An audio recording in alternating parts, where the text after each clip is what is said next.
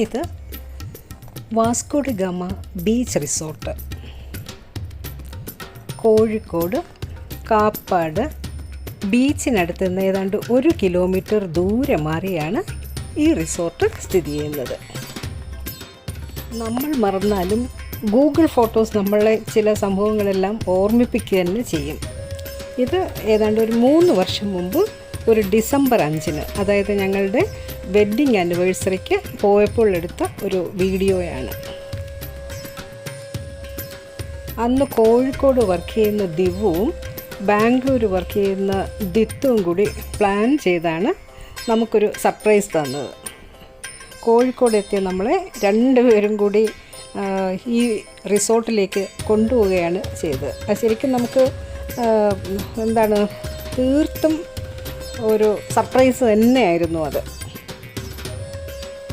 വളരെ മനോഹരമായ, അതായത് വെൽ ഫർണിഷ്ഡ് ആയിട്ടുള്ള നല്ല കോട്ടേജസാണ് അവിടെ.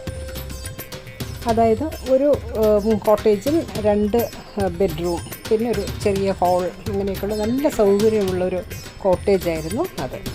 അതുപോലെ അതിൻ്റെ എത്രയോ ഏക്കറിലാണ് ആ ഒരു റിസോർട്ട് സ്ഥിതി ചെയ്യുന്നത്. ലാൻഡ്സ്കേപ്പ് എല്ലാം വളരെ മനോഹരമായിട്ട് അവിടെ ചെയ്തിരുന്നു. എനിക്ക് തോന്നുന്നൊരു പഴമയും പുതുമയും കൂടി ചേർന്ന രീതിയിലായിരുന്നു അത്. നമുക്ക് നടന്ന് കാണാനൊക്കെ കുറേയേറെ സംഗതികളുണ്ട് അവിടെ.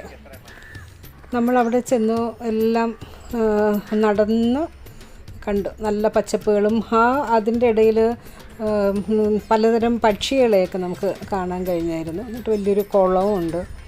ശരിക്കും ഒരു പ്രകൃതി ഭംഗി ആസ്വദിക്കാനായിട്ടും കൂടി നമുക്ക് പറ്റും ഇവിടെ ചെന്ന് കഴിഞ്ഞാൽ. നിറയെ കൊക്കുകളൊക്കെ അവിടെ ഇങ്ങനെ ഇരിപ്പുണ്ടായിരുന്നു ആ പച്ചപ്പിൻ്റെ അടുത്ത്, ഇങ്ങനെ അവിടെ ഒരു കുളത്തിലായിട്ട്.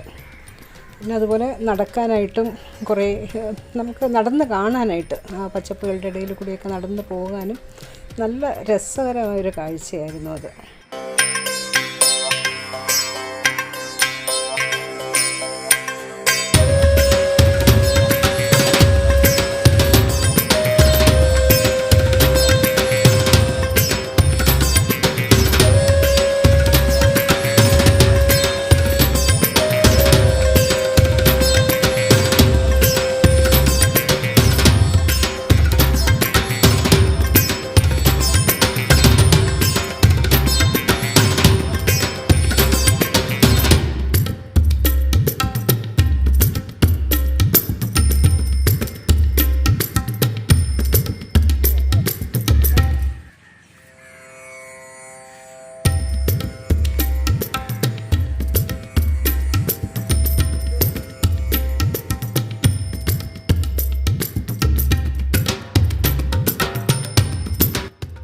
വളരെ വിശാലമായ ഒരു ഡൈനിങ് ഏരിയയാണ് അവിടെ ഉള്ളത്.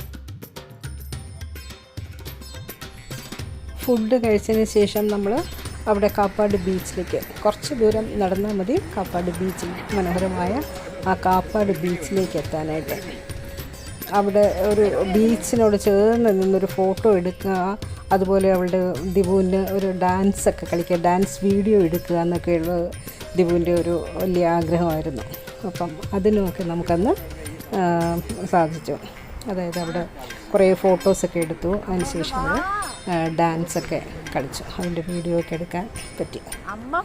സന്ധ്യയാകുന്നവരെ നമ്മൾ ബീച്ചിൽ ചിലവഴിച്ചു.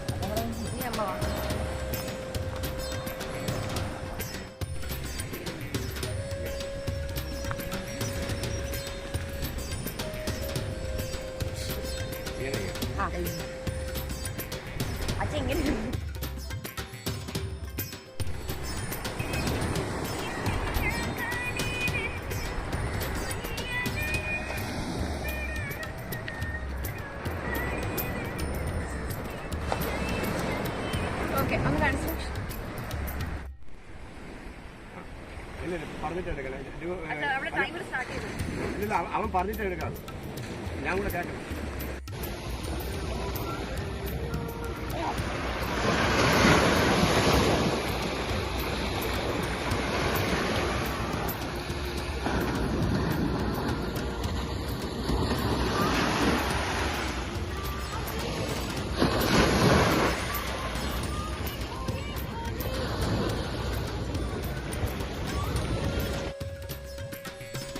ബീച്ചിൽ നിന്നും തിരികെ വന്നതിന് ശേഷം നമ്മൾ ഫുഡെല്ലാം കഴിച്ചതിന് ശേഷം അവിടെ സ്വിമ്മിംഗ് പൂളിൽ ഇറങ്ങി.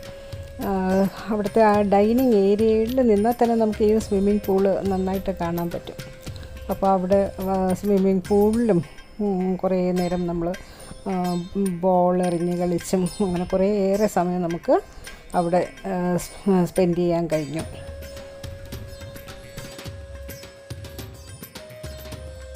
അങ്ങനെ 2022 ഡിസംബർ 5, അതായത് നമ്മുടെ വെഡ്ഡിങ് ആനിവേഴ്സറി എന്ന് പറയുന്നത് എന്നും ഓർത്തിരിക്കാൻ പറ്റുന്ന ഒന്ന് തന്നെയായിരുന്നു.